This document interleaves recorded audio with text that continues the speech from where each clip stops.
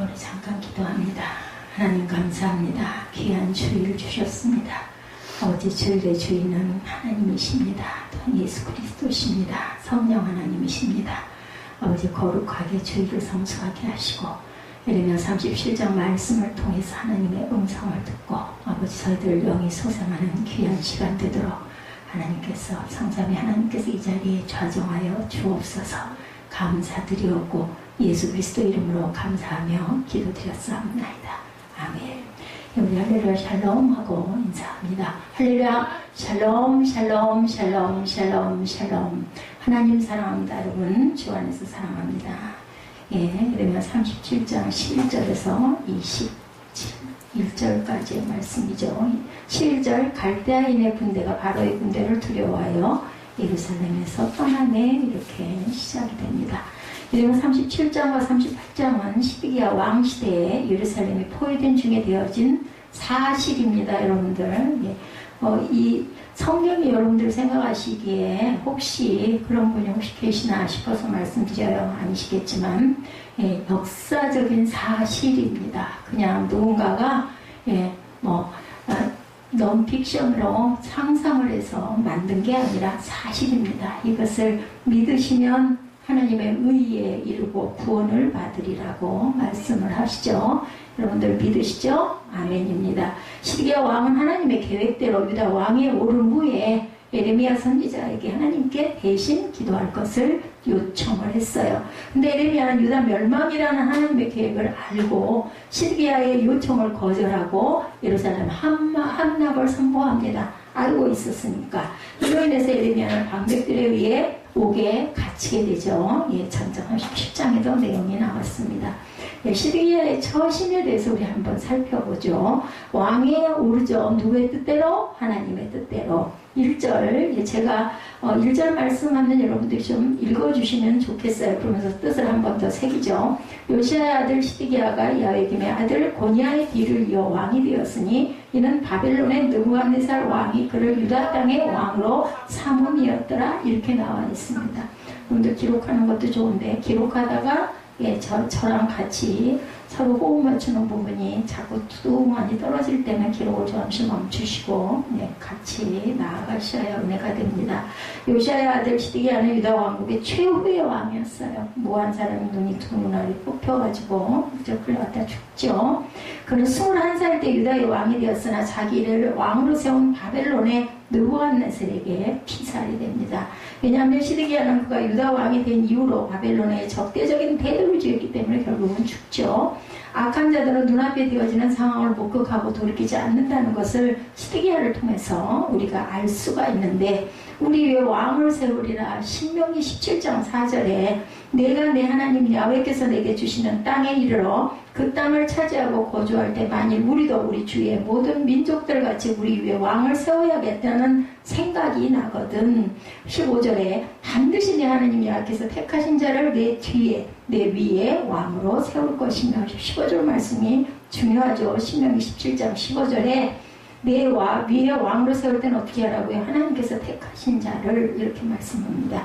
이스라엘을 다스리는 왕에 대해서 창세기 36장 31절에 증거합니다. 이스라엘 자손을 다스리는 왕이 있기 전에 에돔 땅을 다스리던 왕들은 이러하니라, 이렇게 말씀하죠.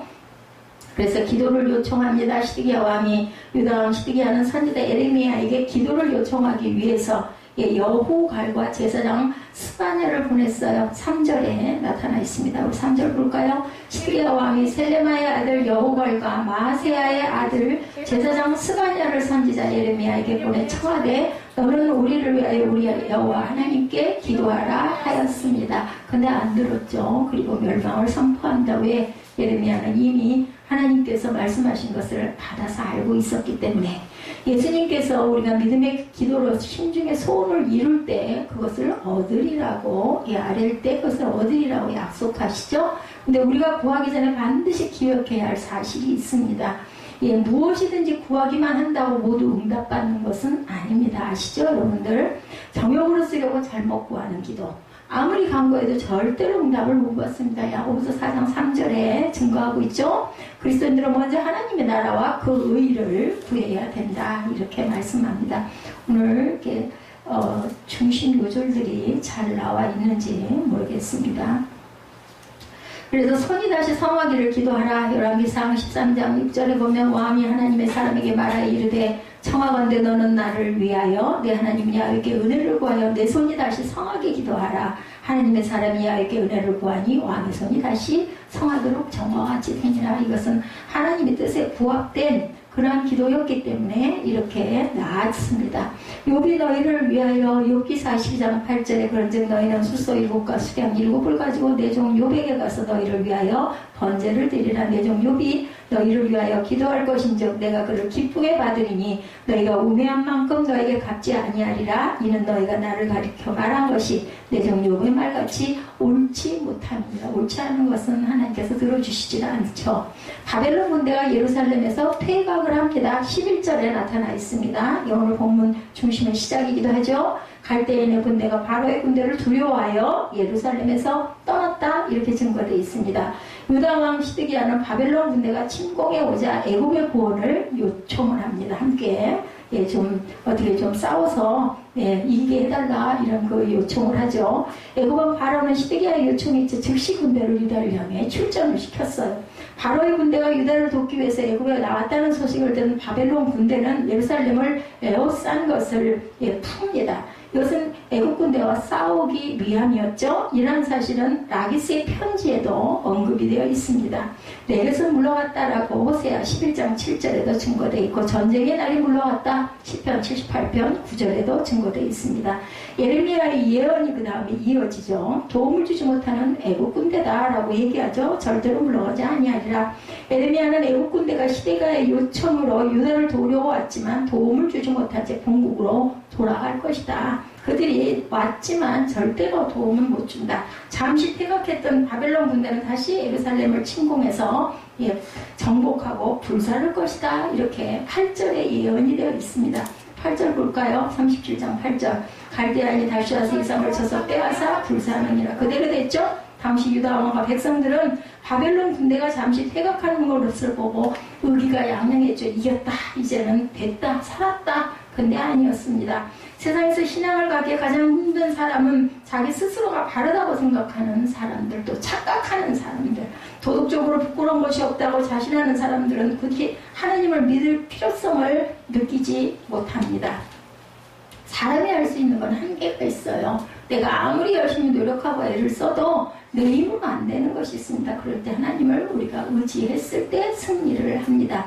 그들은 스스로의 양심에 거리낌 없이 살면 다 된다. 이렇게 생각을 하죠.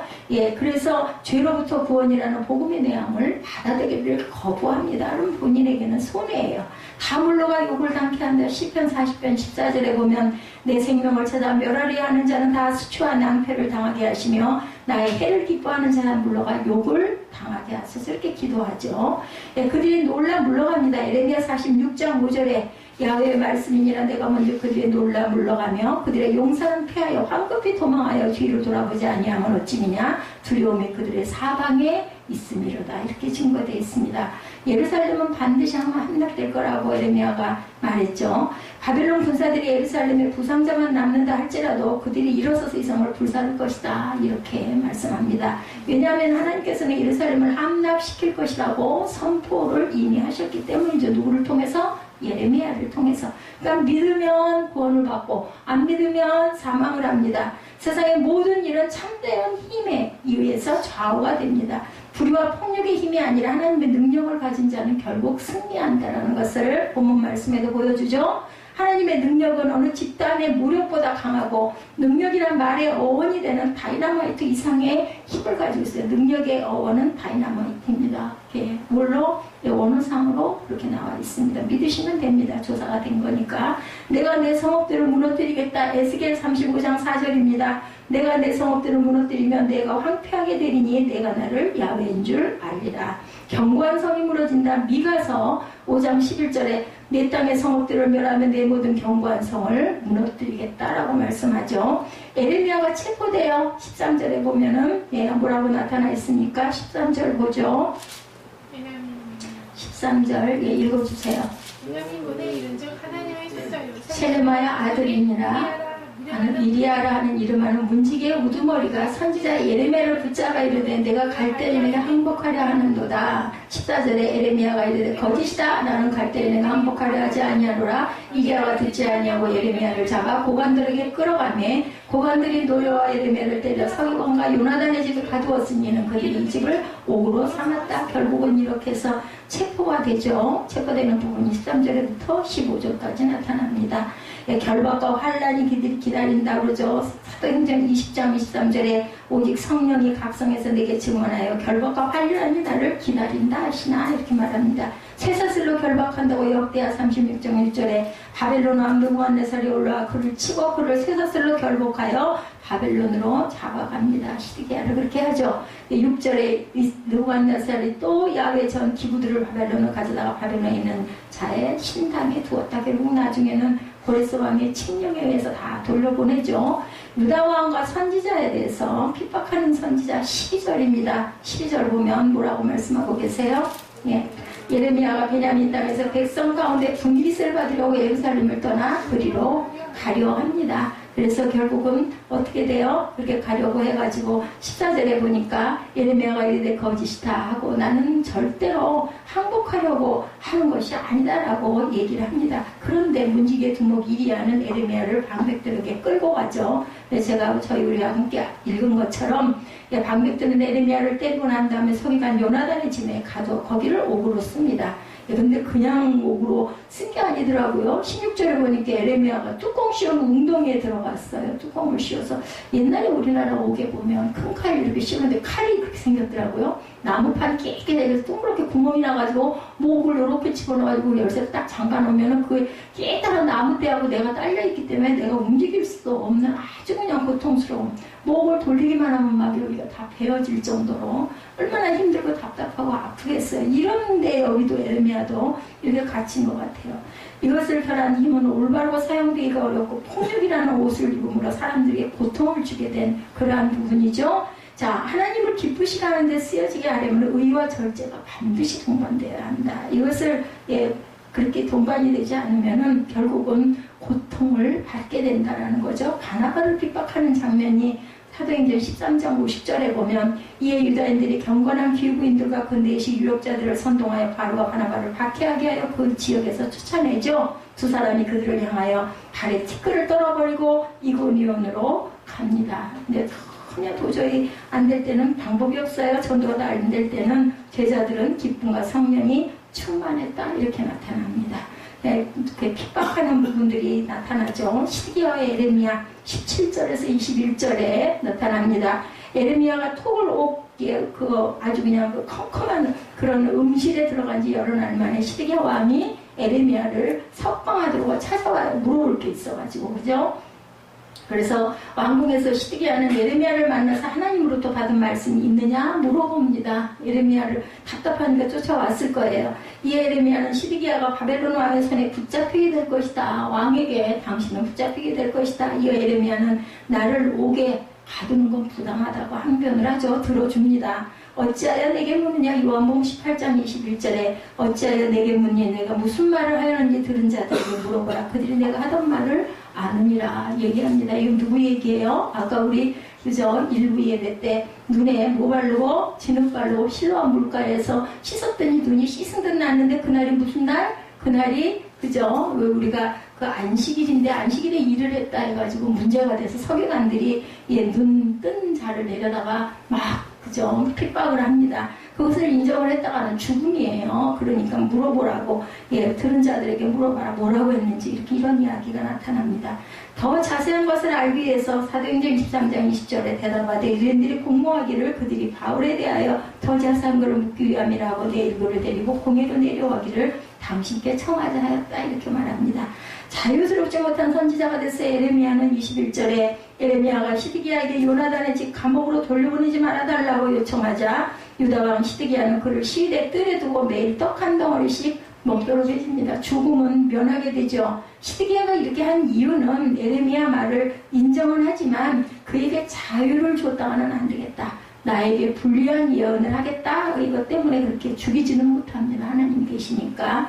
이 세상을 전쟁이라고 얘기하죠. 또한 인생을 뭐라고 얘기해요? 싸움이라고 얘기합니다. 그리고 우리가 세상에 살아갈 때는 여러분들 눈에는 안 보이지만 이 악한 자들과 싸움이 분명히 있죠. 영적인 싸움이 있습니다. 우리를 대적하는 악한 것들이 너무나 많기 때문에 이 세상은 전쟁이고 우리는 무슨 싸움을? 선한 싸움을 열심히 싸워갑니다. 저희에게 자유를 준다 하여도 베드로후서 2장 19절에 그들에게 자유를 준다 하여도 자신들은 멸망의 종들이니 누구든지 진 자는 이긴 자의 종이 된다. 그렇기 때문에 우리는 져서는 안 됩니다. 마귀의 종이 되죠. 우리의 가진 자유를 엿보려고 갈라디아서 2장 4절입니다. 이는 가만히 들어온 거짓 형제들 때문이라. 그들이 가만히 들어온 것은 그리스도 예수 안에서 우리가 가진 자유를 엿보고 우리를 종으로 삼고자 한다. 고난을 당하는 것을 조금도 두려워하지 않고 진리만을 증거하는 에레미야를 통해서 말씀을 증거하는 사역자들의 태도, 그것을 본문에서 깨닫게 합니다. 하나님 말씀은 환경에 절대로 좌우돼서는 안 됩니다. 시간과 공간에 얽매이지 않죠. 말씀은 뭐라고 말해? 영원히 살아계신 하나님의 말씀이다. 이렇게 얘기합니다. 2000년 전이나 2600년 전이나 그저 3000년이 지나도 앞으로 1억 년이 흘러서 이 땅이 그대로 있다 하더라도 하나님 말씀은 영원 불멸하고 이 성경 66번이 다른 걸로 바뀌어서 이 자리에 놓여 있지는 않는다. 조금씩 개혁이 돼요. 그죠? 말씀을 편하게 알아듣기 쉽게 이렇게 조금씩 번역이 되긴 하지만 이 66권은 절대로 불변입니다. 우리 성도들은 하나님의 말씀을 가감해서는 절대로 안 된다는 걸 명심하셔야 되겠습니다. 오늘 본문에 한 사람이 기억될 인물 이리야라는 사람, 좀 생소한 이름일 거예요. 뭐 사도 바울, 예레미야, 호세아 이런 사람들은 아는데 이리야는 생소합니다. 13절에 보니까 베냐민문의 이름즉 하나냐의 손자여 셀레마의 아들인 이리야라 이름하는 문지기의 우두머리가 선지자 예레미야는 문지기들이 아주 세력이 대단했던 것 같아요. 그 시대는. 예레미야를 붙잡아 이르되 내가 갈대아인에게 항복하려 하는도다. 그것의 이름이 참 재밌는 이름 이리야. 어떻게 한국말로 표현해본 거예요? 이리야, 이리 같은 사람. 그죠? 오늘 본문은 그와 벌어진 이야기입니다. 오늘 본문의 장면이 있게 된 배경을 한번 보죠.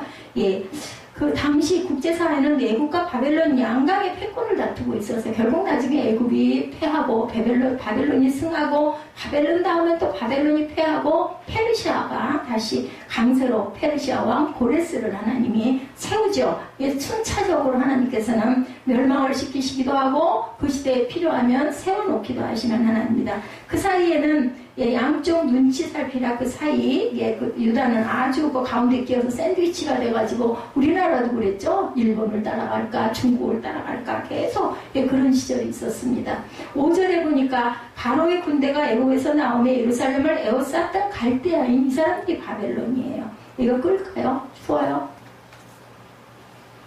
나도 여기 유집사님 쪽으로 바람이 안 가가지고 더울까봐 잠깐 틀었습니다. 잊어버렸네요.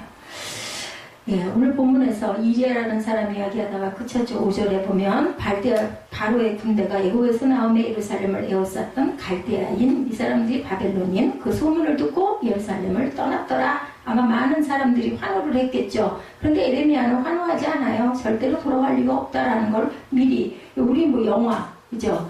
영화를 다 봐갖고 알고 있는 사람이 많으니까 두 번째 영화를 어떤 친구 때문에 할 수 없이 갔어요. 어때요? 다 알죠. 뒤에 무슨 일이 일어날지. 그러니까 하나도 신기하지도 않고 감동도 안 합니다. 이미 다 알기 때문에. 에레미야는 알고 있기 때문에 절대로 그들은 안 떠날 것이다라는 거죠. 바벨론 다시 돌아온다고 하나님께서 직접 말씀하셨기 때문에 6절에 야훼 말씀이 선지자 에레미야에게 임하여 이르시되 7절에 이스라엘의 하나님 야훼께서 이와 같이 말씀하시니라 너희를 보내어 내게 구하게 한 유다의 왕으로 아뢰라. 너희를 도우려고 나왔던 바로의 군대는 자기 땅에 으로 돌아가겠고 갈대아인이 다시 와서 이 성을 쳐서 빼앗아 불사르리라. 야훼께서 이와 같이 말씀하시니라 너희는 스스로 속여 말하기를 갈대아인이 반드시 우리를 떠나리라 하지 말라. 그들이 떠나지 아니하리라. 가령 너희가 너희를 치는 갈대아인의 온 군대를 쳐서 그 중에 부상자만 남긴다 할지라도 그들이 각기 장막에서 일어나 이 성을 불사르리라. 그들은 다시 점령할 것이다. 그런데 바벨론 군대가 예루살렘으로부터 철수할 때 공교롭게도 에레미야도 자기 고향 베냐민 땅에서 자기 재산을 받는다고 나갔다가 이렇게 오해를 받아서 붙잡혀가지고 되게 뒤지게, 한마디로 뒤지게 얻어맞고 감옥에 갇히는 거예요. 그럼 뭐하러 자기 재산 간서로 갈 거예요. 그죠? 하지 말았어야 되는데. 그러니까 항상 우리가 행동을 조심해야 돼. 하나님이 먹이시는데 뭘 그걸 자기 재산 찾겠다고 가냐고요. 11절에 갈대아인의 군대가 바로의 군대를 두려워해 예루살렘에서 떠나매 그 모습이 바로 바벨론을 따라 도망치는 모습으로 보입니다. 그러자 베냐민 문의 문지기 두목인 이리야게 에레미야를 잡아서 갈대아인에게 항복하라고 한다고 누명을 씌웁니다. 예레미야는 아니다. 나는 내 재산 때문에 이렇게 간다. 아무리 말해도 통하지가 않아요. 14절에 예레미야가 이르되 거짓이다. 나는 갈대아인에게 항복하지 아니하노라. 이리야가 듣지 아니하고 예레미야를 잡아 고관들에게 끌어가매 고관들이 노여와 예레미야를 때려 성행한 요나단의 집에 가더니 이는 그들이 이 집을 옥으로 삼았습니다. 며칠 후에 시드기야 왕이 그 소식을 듣고 그를 끌어내고 비밀스럽게 예레미야 하나님에 대해서 말씀을 물어봅니다. 뭐라고 하더냐 하나님께서, 그죠? 예레미야는 변함없이 하나님의 뜻을 전하죠. 17절에 시드기야 왕이 사람을 보내어 그를 끌어내고 왕궁에서 그에게 비밀이 물어 이르되 여호와께로부터 받은 말씀이 있느냐? 대답하되 있나이다. 왕이 바벨론의 왕의 손에 넘겨지리이다. 그렇게 이야기를 하죠. 21절에 이에 시드기야 왕이 명령하여 예레미야를 감옥들에 두고 떡 만드는 자의 거리에서 매일 떡 한 개씩 그에게 주게 하사하며 성중에 떡이 떨어질 때까지 이르니라. 예레미야가 감옥들에 머무니라. 자기의 무죄를 아무리 주장해도 소용이 없었어요. 그죠? 그러자 시드기야는 예레미야를 시내들에 머물게 합니다. 왜? 아예 석방했다가는 나한테 하는데 내가 바벨론으로 끌려간다는 얘기를 할 거니까 그거 그러면 어떻게 민심이 동요하지 않겠어요? 그래서 그를 아예 감옥에서 해방은 석방은 안 시킵니다. 예레미야 길을 막는 이리야의 모습을 통해서 저와 여러분들에게 어떤 교훈을 주실까? 하나님께서는 삼불의 신앙을 말씀하실 때가 있어요. 데살로니가전서 5장에 삼행의 말씀이 있습니다. 지금부터는 아마 그 주보에 조금씩 그 정리된 부분들이 아마 나올 겁니다. 지금까지 제가 주석을 그대로 인용해서 여러분들에게 증거를 했습니다. 삼형과 삼행의 신앙과 삼불의 신앙이 나와 있어요. 신앙생활에서 세 가지 해야 할 것, 하면 안 되는 것에 대한 이야기가 바로 삼행과 삼불입니다. 데살로니가전서 5장 16절에서 18절 말씀, 삼행의 신앙이죠. 우리가 너무 잘 아는 말씀이에요. 행동해야 될, 우리가 꼭 실천해야 될 세 가지. 16절 뭐라고 그래요? 항상 기뻐하라. 그죠? 17절 쉬지 말고 기도하라. 18절 범사에 감사하라. 이 삼행의 신앙은 어디에서? 그리스도 예수 안에서. 그냥이 아니라 예수 안에서 우리가 항상 기뻐하고 그리고 쉬지 말고 기도하고 범사에 감사해야 됩니다. 이게 바로 우리가 해야 할, 크리스찬들이 해야 할 삼행입니다. 계속해서 19절에서 22절 말씀을 삼불의 신앙이다 이렇게 말씀하는데 우리 19절 볼까요? 성령을 소멸하지 말아라 라고 말씀하죠. 20절에 예언을 멸시하지 말아라. 21절에 악은 모든 모양이라도 버려라. 하지 말라는 거죠. 악한 짓을 하지 말라. 악한 짓이라는 게 여러분들은 뭐라고요? 하나님의 말씀대로 행하지 않는 게 악한 짓입니다. 우리가 생각할 때는 악한 짓 하면은 도적질하거나 간음하거나 누구를 죽이거나 쉬운 얘기로 그냥 율법을 어기면 십계명을 어기면 이게 악이다 했는데 악의 원래의 뜻은 우리 크리스찬들은 그리스도 안에서는 어떤 뜻이라고요? 하나님 말씀에 순종하지 않는 것, 이 모든 건 다 악입니다. 의롭다 칭함을 받지 못합니다. 예수님 믿습니다라고 구원을 우리가 입술로 고백하지 않으면 우리 입술로 고백함으로 어디로 이른다고요? 의에 이른다고 하죠. 그래서 반드시 입술로 고백해야 됩니다. 이리야가 에레미야에게 했던 행동을 보면 하나님께서 하지 말라고 하는 것은 다 합니다. 이리야는 자기 딴에는 백성들의 인기에 영합하고 자기 나름대로의 충성심과 의문에서 그랬겠죠. 아주 잘한다고 생각하고 의시되면서 아마 했을까요? 문지기의 대장이라고 그러죠. 왜냐하면 항상 유다가 바벨론에게 망한다는 소리만 하는 에레미야가 자신이 보기에는 역적 놈처럼 느껴졌기 때문이에요. 말도 안 돼. 저놈은 맨날 저 소리만 해야 돼. 오게 갇히고도 정신을 못 차려. 이랬겠죠. 그러나 에레미야는 오직 하나님의 뜻대로 하나님 말씀하셨으니까 난 죽어도 나는 그냥 이 말 할 거야. 인 거예요. 왜냐하면 목숨은 이미 누구 거니까 하나님 거니까. 이리야는 올바르게 행동한다고 했지만 하나님의 뜻에 거슬린 처사입니다. 오늘날에도 저와 여러분에게도 이럴 때가 너무나 많습니다. 우리가 보기에는 이게 옳을 것 같은데 하나님의 뜻은 그게 아닐 때가 많죠. 눈에 안 보이는 하나님이니까 우리가 알 수가 없을 때가 많습니다.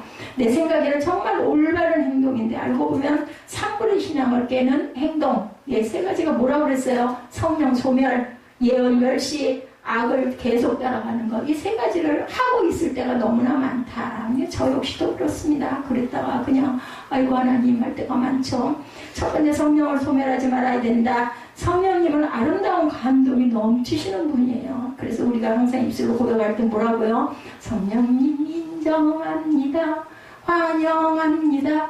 우리에게 오셔서 이렇게 얘기하죠. 인정하고 환영하고 모셔드려야 성령은 우리께 옵니다. 만약에 인정하고 환영하고 모셔드리지 않고 거부하면 성령은 소멸이 됩니다.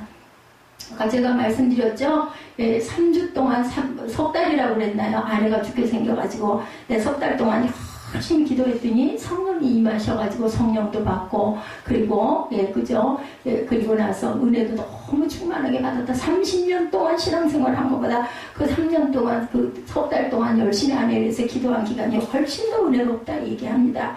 뭐니 해도 신앙에는 감동이 있어야 돼요. 성령님이 역사하시면 틀림없이 사람에게 감동이 옵니다. 안 받으려고 해도 옵니다. 근데 그 감동이 아름다운 감동이어야 된다. 성령께서 역사하시는 감동은요 항상 아름다운 감동입니다. 너무 기뻐지고 너무 아름다워지고 너무 좋아 죽겠고 무슨 이유인지도 모르겠고 그죠? 똑같은데 환경은 변한 게 아무것도 없는데 성령 받으면 막 너무너무 기쁘죠. 막 눈물이 줄줄 흘러요. 너무 감사하고 기쁘고 이런 말을 할 수가 없어요. 뭐가 주는 것 같은 주지 못하는 감동, 세상이 주는 것과 같지 않은 감동.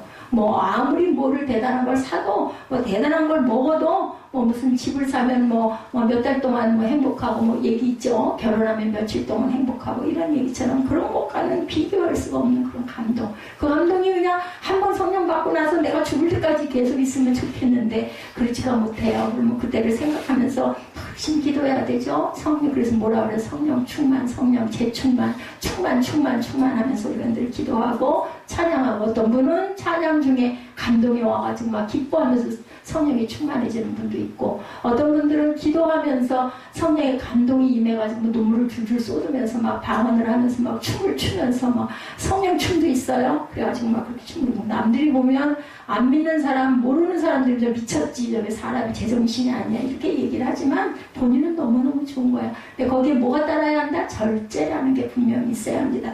시와 때와 장소를 알아야지 그냥 아무 데서나 그냥 그렇게 춤추고 했다가는 그저 끌려가죠. 교회의 권위와 질서에 기꺼이 순종하는 삶을 살아야 되고 자신에게 주어진 은사를 가지고 겸허하게 활용하는 그러한 삶을 살아야 되고 나를 조절하고 감정을 조절하는 꾸준한 삶이 실천되어야 하고 감동과 열정이 거기서 끝나지 않고 의지와 실천으로 또한 살아나가야 합니다. 감동을 받았으면 뭔가 바뀌어지고 내가 이거 잘못했다 하면 그거를 고쳐나가는 삶이 돼야 합니다. 냉랭하고 냉소적인 삶보다 따뜻하고 온유하고 품어주는 삶을 살아야 됩니다. 아까 우리 그런 얘기했죠? 그래가지고 그래 맞댔자 나쁜 소리 해봤댔자 좋을 게 아무것도 없어. 근데 그냥 속에서는 그냥 지어받고 싶고 하고 싶잖아요. 그죠? 우리 안에도 죄성이 있기 때문에 알기는 압니다. 아유 그래 봤자 좋아질 건 아무것도 없어. 그때 그냥 그러고 나면 좀 속이 후련해지죠. 그러면 관계가 더 나빠지죠. 아름다운 성령의 감동이 사라지지 않도록 우리가 항상 노력하고 애써야 되겠다. 예언을 멸시하지 말라고 그러네요. 그죠? 기독교의 예언은 무속인들이 말하는 그런 정치는 것과는 다릅니다. 누가 대통령이 될까? 이번 차기 국회의원은 누가 될까? 이런 게 아니에요. 그죠? 기독교 예언이다 하고 이렇게 다니는 분들도 있지만 긍정적인 영향이 없습니다. 물과 관련된 사업을 해야 성공한다 이런 말을 하지만 이것도 또한 기독교의 예언은 아니죠. 기독교의 예언은 경고이자 위로입니다. 누구처럼? 지금 예레미야처럼 경고를 합니다. 당신들은 이렇게 될 것이라는 경고, 그런 예언입니다. 하나님을 떠나면 앞으로 심판이 있을 것이다. 그러나 하나님을 붙들고 앞으로 가면 회복될 것이다. 그것은 바로 기독교 예언입니다. 기독교의 예언에는 분명한 방향성이 또한 있습니다. 동쪽과 서쪽의 갈림길에서 동쪽으로 가면 성공한다가 아니라 하나님을 붙들어야 성공한다. 그게 바로 우리 크리스찬들의 예언이라는 것을 잊어버리면 안 됩니다. 기독교의 예언은 우리가 몰라야 할 일을 알려주는 게 아니고요. 알고 있는 것을 다시 한번 깨우쳐주는 것이 바로 예언입니다. 기독교의 예언은 하나님의 뜻과 섭리를 이해하고 하나님의 뜻을 따르는 방향을 제시하는 선포가 바로 기독교의 예언이다. 그건 어디에 있습니까? 성경 66번에 있습니다. 그런데 구약인 경우에 예레미야 당시 같은 경우에는 아직까지 그 예언들이 끝까지 성취가 안 됐기 때문에 그때는 예언자들이 나타나가지고 막 예언하는 거예요. 나라가 망할 것이다. 누가 일어날 것이다. 당신은 잡혀갈 것이다. 근데 지금은 이걸로 다 끝났기 때문에 이 안에서 우리는 지금 3천여 년이 다 돼가지만 이런 부분들을 가지고 우리의 삶 속에 접목을 해가지고 내가 이럴 때는 이걸 이렇게 악은 모양이라도 버려야 되겠다. 범사에 좋은 것을 기뻐해야 되겠다. 그죠? 아까 말한 것처럼 우리가 항상 세 가지의 기쁜 것들을 입술로 감사해야 되겠고, 그리고 절대로 하면 안 될 것들을 입술로 또한 고백해야 된다. 세 번째, 범사에 하려 좋은 것을 취하고 악은 모양이라도 버려다. 헤아린다는 말은 한 번 더 라는 의미가 있습니다. 헤아리는 것은 무작정 판단하지 말고 한 번 더 생각해보라. 우리나라에도 비슷한 그런 속담이 있어요. 사람 인자로 3번을 쓰면 살인도 면한다고 그러죠. 뭐 하는 거예요? 헤아려서 생각해보는 거죠. 붓으로 먹을 갈아가지고 옛날 선비들은 정말 누군가를 딱 죽였으면 좋겠는데 너무 화가 막 치밀어 오르는데 먹을 갑니다. 저도 먹을 많이 갈아봤지만 먹은 막 1, 20분 갈아도 되질 않아요. 30분, 40분 정성을 다해가지고 마음을 가라앉히고 잘 갈아야지 으이구 하고 갈았다가 그 먹 다 튀어가지고 다 버리거든요. 천천히 정성껏 저는 제 생각에는 이거 몇 번 돌리다 보면 화는 조금씩 무너지지 않을까. 그러고 나서 참을 인자를 화선지를 쫙 펴놓고 그죠? 문진을 탁 눌러놓고 인자를 호흡을 조절해가지고 쓰는 걸 3번만 쓰면은 죽이려고 했던 게 그래봐야 원수 줘봐야 좋을 게 없지 이렇게 된다는 거예요. 사람을 살인도 면한다는 얘기. 이것처럼 우리가 항상 헤아려 봐야 된다. 한 번 더 생각해 봐야 된다. 그리고 헤아린다는 말에는 상대방 입장에서 생각을 해봐야 되겠다. 우리 항상 어떤 일을 겪으면 당장은 화가 나지만 누군가 나한테 무슨 모진 말을 했어요. 제가 참 그런 걸 많이 합니다. 그래서 상처가 오래 가기도 하는데 그럴 때는 상대방의 입장, 내가 아니라 그 상대방이 나한테 그 얘기를 했는데 왜 했을까? 그 사람이면 나를 어떻게 얘기를 한 걸까? 이런 생각을 자꾸 해봅니다. 내게 부족한 부분이 많죠. 그러면 이제 그 말미에 뭐가 뭐냐? 아무리 그래도 그렇지. 이런 생각이 듭니다. 상대방 입장에서 중요하죠. 그리고 헤아린다는 말에는 따뜻한 마음이라는 의미가 있습니다. 헤아리는 것은 그죠? 우리가 헤아리는 걸 막 죽이고 싶은 마음이 헤아린다고 하진 않잖아요. 정말 그래도 그럴 수밖에 없었겠지. 이게 바로 헤아린 따뜻한 마음. 따뜻한 마음을 가지고 모든 것을 품고 한번 생각을 해봐라. 그러면 그 사람 입장이 그럴 수도 있겠다라는 이해가 된다라는 거죠. 그리고 악은 모든 모양이라도 버리라. 제가 이 말씀 성경 말씀 이거 할 때는 이동호 목사님 그 아들인가요? 그 아들 생각이 나요. 뭐 했다고요? 턱하니 담배를 아들이 입에다가 물고 있는 거를 보고는 엄마가 즐거워하고 놀랐고 큰아들이 그랬다고 그러죠. 너 뭐하고 있어? 그랬더니 작은 아들이 다 팔베기를 하고 꽁꽁하고 다리를 얹고 누워가지고는 벽을 쳐다보면서 엄마가 주방에다가 벽에다 붙여놓은 이 말씀이 악은 모양이라도 버려라. 악은 모양이라도 버려라 했대요. 큰아들이 그랬대요. 아니에요. 이거 진짜 담배가 아니라 그냥 모형. 제가 후식 담배가 피고 싶었으면 그랬는지 모형 잠깐 물어본 거예요. 하니까 작은 아들이 있다가 누워가지고 딱 이렇게 괴고 누워가지고 딱 주방 쪽을 보면서 이렇게 손으로 가리키면서 악은 모양이라도 버려라. 참 중요합니다. 결국은 두 아들이 정말 잘 됐다고 늘 강단에서 그 큰아들은 당연히 공부를 잘하고 똑똑했기 때문에 그랬는데 작은 아들이 공부를 그렇게 안 하고 게임을 그렇게 하더니 결국은 그 게임으로 국제 변호사, 게임 그 부분을 변호하는 국제 변호사가 됐다고 자랑하시는 걸 제가 들은 기억이 안 잊어버려져요. 그렇게 오래됐는데도 악은 모양이라도 버려야 되면 흉내 잘 때 내지 마세요. 악의 전염성이 대단합니다. 그리고 확장성, 그것들을 우리가 항상 경계해야 된다. 자연성은 선해지려면 노력이 필요하지만 악해지는 데는 노력이 자동으로 그냥 막 흡수가 되죠. 그래서 그쪽은 가지도 말아야 된다. 악은 전염이 되기 때문에 악한 환경 또한 피해야 됩니다. 어떤 분이 그러시더라고요. 부모님이 예수를 안 믿다 보니까 밖에서 은혜 받고 너무 기쁘고 좋아가지고 들어갔는데 부모님들 그냥 술 드시고 싸우시고 욕하시고 TV 있는 데를 소리 크게 틀어놓고 막 하고 뭐라 그러면 놈자가 안 들어가면 말이 안 되고 막 너무 그걸 보면은 정말 사단이 드글드글 끓는구나 이런 게 막 느껴져서 괴롭다라는 얘기를 합니다. 이게 전염이 됩니다. 그리고 나도 거기 있다 보면 나도 모르게 나도 그냥 뭔가 막 묻어 있는 것 같고 막 더러운 느낌이 든다. 확장됩니다. 주일에 한 번 빠지면 두 번, 세 번 쉽게 빠지게 됩니다. 부득이 아무리 하다 하더라도 어느 곳에서라든지 간단하게라도 꼭 예배를 드리시기 바랍니다. 아름답고 감동적인 삶을 추구하고 하나님의 뜻에 따라 살고 범사에 좋은 일들을 취하고 선한 삶, 선이 뭐라고요? 하나님을 의롭게 칭함을 받아서 구원을 받는 것이 바로 선한 삶이라는 걸 잊지 마시는 저와 여러분 되시기를 주님의 이름으로 축복합니다.